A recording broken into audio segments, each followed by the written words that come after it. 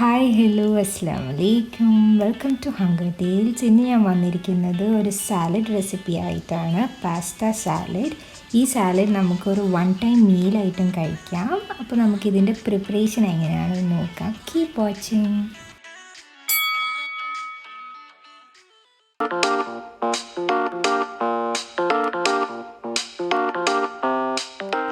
First നമുക്ക് potatoes ഇതുപോലെ dyes ആക്കി എടുക്കാം. എന്നിട്ട് ഇതിന് ജസ്റ്റ് ഒരു 5 to 10 minutes ബോയിൽ ചെയ്ത് കുക്കാക്കി എടുത്തിട്ട് മാറ്റി വയ്ക്കാം.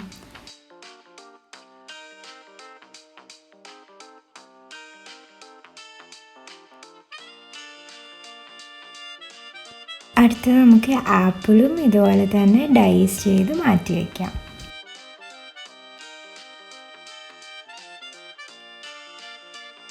ഒരു ക്യാപ്സിക്കം ഇതുപോലെ സ്ക്വയർ പീസസ് ആയിട്ട് കട്ട് ചെയ്ത് വയ്ക്കാം.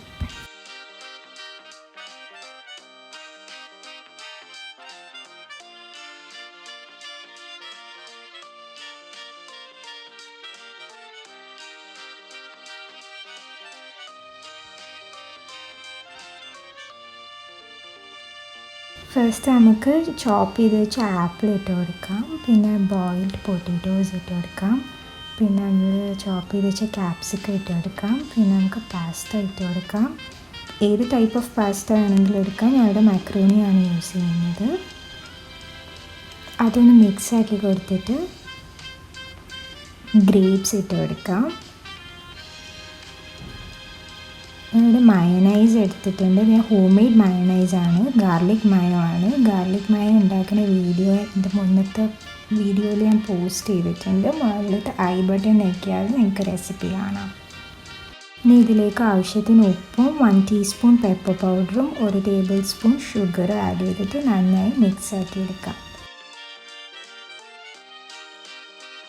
അങ്ങനെ നമ്മുടെ പാസ്ത സാലഡ് റെഡിയായി. ഇത് ഇങ്ങനെ തന്നെ സെർവ് ചെയ്യാം, അല്ലെങ്കിൽ ഇതൊന്ന് തണുപ്പിച്ചിട്ട് കഴിക്കുന്നതായിരിക്കും കൂടുതൽ ടേസ്റ്റ്.